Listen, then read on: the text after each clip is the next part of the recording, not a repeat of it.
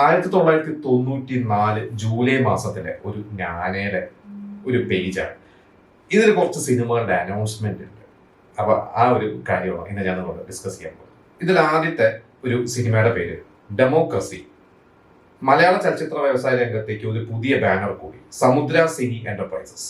സമുദ്രയുടെ ആദ്യ ചിത്രമാണ് ഡെമോക്രസി. സുനിൽ ഈ ചിത്രം അണിയിച്ചൊരുക്കുന്നു. സുരേഷ് ഗോപി നായകനെ അഭിനയിക്കുന്ന ഈ സിനിമാസ്കോപ്പ് ചിത്രത്തിൽ മലയാളത്തിലെ പ്രശസ്ത താരങ്ങളും വേഷമിടുന്നു. കലു ഡെന്നിസാണ് തിരക്കഥയും സംഭാഷണവും. സഞ്ജീവ് ശങ്കർ ഛായാഗ്രഹണവും, PC മോഹൻ എഡിറ്റിംഗും, മലേഷ്യ ഭാസ്കർ സംഘടനവും, എബ്രഹാം ലിങ്കൻ വാർത്താ വിതരണവും നിർവഹിക്കുന്നു. ഡെമോക്രസിയുടെ ഷൂട്ടിംഗ് ചിങ്ങം 1 ആരംഭിക്കുന്നു.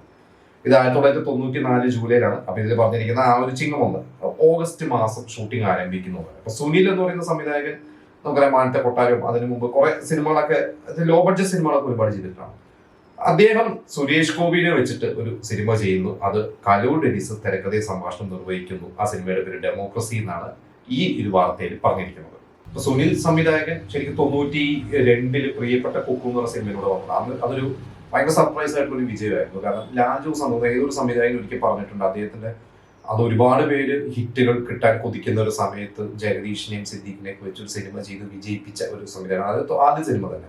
അത് കഴിഞ്ഞിട്ട് അദ്ദേഹം ഗാന്ധാരി ചെയ്തു. ഗാന്ധാരി കഴിഞ്ഞിട്ട് പിന്നീട് മാനത്തെ കൊട്ടാരം 94 ക്രിസ്മസിന് റിലീസായ ഒരു സിനിമയാണ്. പിന്നെ ഭരണകൂടം എന്ന് പറയുന്ന ഒരു സിനിമ, അത് 94 തന്നെ, ക്രിസ്മസിനല്ല അതിന് മുമ്പെയാണ് റിലീസായിരിക്കുന്നത്.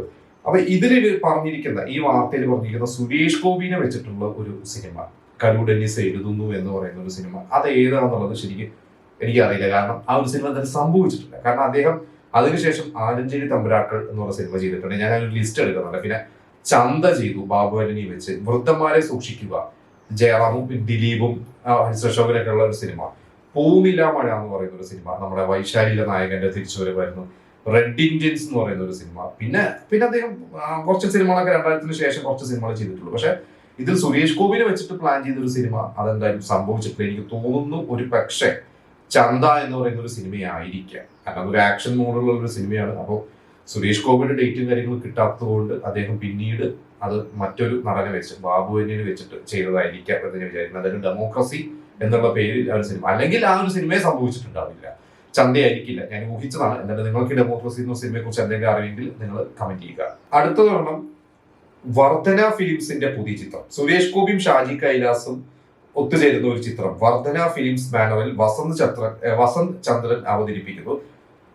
ബട്ടർഫ്ലൈസ്, കാശ്മീരം എന്നീ ഹിറ്റ് ചിത്രങ്ങൾക്ക് രചന നിർവഹിച്ച സാജനാണ് രചയിതാവ്. അപ്പൊ AK സാജൻ അന്ന് തുടക്കകാലമാണ്. അതായത് 93 അദ്ദേഹം ധ്രുവം എന്നുള്ള സിനിമയിലൂടെ വന്നു. പിന്നെ 94 കാശ്മീരം, ബട്ടർഫ്ലൈസ് 93 തന്നെയായിരുന്നു. അപ്പൊ അത്യാവശ്യം ഹിറ്റ് റൈറ്ററായിട്ട് ഇങ്ങനെ കയറി വന്നുകൊണ്ടിരിക്കുന്ന ഒരു സമയമാണ്. അപ്പൊ ഷാജി കൈലാസ് സുരേഷ് ഗോപി കൂട്ടുകിട്ട് നമുക്കറിയാം അന്ന് കമ്മീഷണർ. അപ്പൊ 94 എന്ന് പറയുന്ന ആ ഒരു വിഷു സീസണിൽ കമ്മീഷണർ, കാശ്മീരം 2 സിനിമകൾ തിയേറ്ററിൽ ഇറങ്ങി, 2ഉം ഹിറ്റാണ്. അപ്പോൾ കാശ്മീരം ഡയറക്ട് ചെയ്തത് രാജീവ് അഞ്ചലാണ്, അതിന്റെ റൈറ്റർ AK സാജനായിരുന്നു. കമ്മീഷണർ ഡയറക്ട് ചെയ്തത് ഷാജി കൈലാസ് ആയിരുന്നു. അപ്പൊ ഇവർ രണ്ടുപേരും ഒന്നിക്കുന്ന ഒരു സിനിമ എന്ന് പറഞ്ഞിട്ട് ജൂലൈ മാസം അനൗൺസ് ചെയ്തിരിക്കുന്നതാണ്. പക്ഷെ ആ ഒരു സിനിമ ഷാജി കൈലാസ്, AK സാജൻ, സുരേഷ് ഗോപി ആ ഒരു സിനിമ സംഭവിച്ചിട്ടുണ്ട് എന്ന് എനിക്ക് തോന്നുന്നില്ല. ഇതിൽ അനൗൺസ് ചെയ്തിട്ടുള്ള സിനിമ സംഭവിച്ചിട്ടുണ്ടെന്ന് എനിക്ക് തോന്നുന്നില്ല. കാരണം കമ്മീഷണർ കഴിഞ്ഞിട്ട് പിന്നെ ഷാജി കൈലാസ് ചെയ്തിരിക്കുന്ന ഒരു സിനിമ എന്ന് പറയുന്നത് ഒന്ന് രുദ്രാക്ഷം എന്ന സിനിമ. അത് കമ്മീഷണറിന് ശേഷം തന്നെയാണ് തോന്നുന്നത്. അതെ, കമ്മീഷണർ ശേഷമാണ് അത് എഴുതിയത്. പക്ഷെ രഞ്ജിത്താണ്. അത് 95 കിങ് ആണ് മമ്മൂട്ടി വെച്ച് ചെയ്തത്. അത് രഞ്ജിത്ത് പണിക്കരാണ്. പിന്നെ 96 മഹാത്മാ, അത് കഴിഞ്ഞ് പിന്നെ അസുരവംശം. ഇങ്ങനെയാണ് ആ ഒരു ലിസ്റ്റ്. അപ്പൊ എനിക്ക് തോന്നുന്നു AK സാജനെ വെച്ചിട്ട് ഷാജി കൈലാസ് പ്ലാൻ ചെയ്തിട്ടുള്ള ആ ഒരു സിനിമ എന്തായാലും സംഭവിച്ചിട്ടില്ല. AK സാജനെ വെച്ചിട്ട് പിന്നീട് ഷാജി കൈലാസ് കുറെ നാളുകൾക്ക് ശേഷം ചിന്താമണിയാണ് AK സാജനെ വെച്ചിട്ട് ഷാജി കൈലാസ് ഒരു സിനിമ ചെയ്തിട്ടുള്ളത്. അതുവരെ രഞ്ജിത്തും രഞ്ജി പണിക്കരും പിന്നെ ഇടയ്ക്ക് SN സ്വാമി ട്രൂത്ത് എഴുതിയിട്ടുണ്ട്. എന്തായാലും ഇപ്പൊ ഞാൻ പറഞ്ഞിട്ടുള്ള ഒരു സിനിമ എനിക്ക് സംഭവിച്ചതായിട്ട് എനിക്ക് തോന്നുന്നില്ല. അങ്ങനെ അത് നിങ്ങൾക്ക് അറിയുമെങ്കിൽ നിങ്ങൾ അതിനെക്കുറിച്ച് നമുക്ക് കമന്റ് ചെയ്യുക. എന്തായാലും AK സാജന്റെ ഒരു ലിസ്റ്റ് ഞാനിപ്പോൾ എടുത്ത് നോക്കി കഴിഞ്ഞപ്പോൾ ഇത് കഴിഞ്ഞ അദ്ദേഹം 95 മാണിക്യ ചെമ്പൊഴുക്ക എന്ന് പറയുന്ന ഒരു സിനിമ, അത് അദ്ദേഹത്തിന്റെ കഥ എഴുതിയിട്ടുണ്ട്.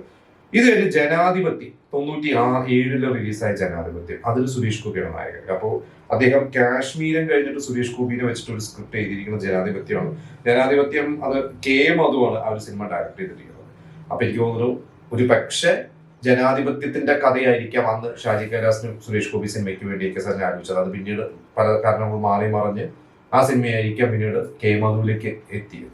അപ്പൊ അന്നൊക്കെ നമുക്കറിയാം, അന്ന് സിനിമ എന്ന് പറഞ്ഞ ഒരു നിർമ്മാതാവ് അല്ലെങ്കിൽ ഒരു ഡിസ്ട്രിബ്യൂട്ടർ, ഒരു റൈറ്റർ, ഒരു നടന്റെ ഡേറ്റ് മേടിക്കുന്നു, പിന്നീട് ഒരു റൈറ്റർ അടുത്ത് കഥ ആലോചിക്കുന്നു, പിന്നീട് അതൊരു സംവിധായകനെ കൊണ്ടുവരുന്നു. അങ്ങനെയൊക്കെ ഒരു പ്രൊഡക്ഷൻ ഹൗസസ് ഓർഗനൈസ് ചെയ്യുന്ന ഒരു കാലമായിരുന്നു അന്നൊക്കെ. അപ്പോൾ അങ്ങനെ മാറി മറിഞ്ഞ് വന്നതായിരിക്കാം. എന്തായാലും ഇപ്പൊ ഈ പറഞ്ഞ ഡെമോക്രസി എന്ന് പറയുന്ന സുനിൽ സംവിധാനം ചെയ്യാനിരുന്നിരുന്ന സിനിമയായാലും, ഇപ്പൊ ഈ പറഞ്ഞ ഷാജി കൈലാസ്, AK സാജ, സുരേഷ് ഗോപി സിനിമയായാലും, ഇതെന്തായാലും അന്ന് പ്ലാൻ ചെയ്ത പോലെ സംഭവിച്ചിട്ടില്ല.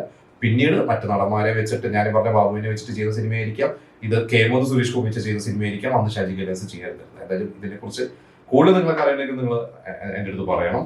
ഇനി അതിൽ വേറെ കുറച്ച് കാര്യങ്ങളുണ്ട്. ഇതിൽ ഒരുപാട് അനൗൺസ്മെന്റ്സ് ഉണ്ട്. ഇപ്പൊ അത് അടുത്തത് അത് നടന്ന ഒരു സിനിമ തന്നെയായിരുന്നു. കാരണം അത് കമ്പോളം, ബോണി സിനി ആർട്സിന്റെ ബാനറിൽ ബോണി മാത്യു നിർമ്മിക്കുന്ന സിനിമാസ്കോപ്പ് ബിഗ് ബഡ്ജറ്റ് സിനിമയാണ് കമ്പോളം.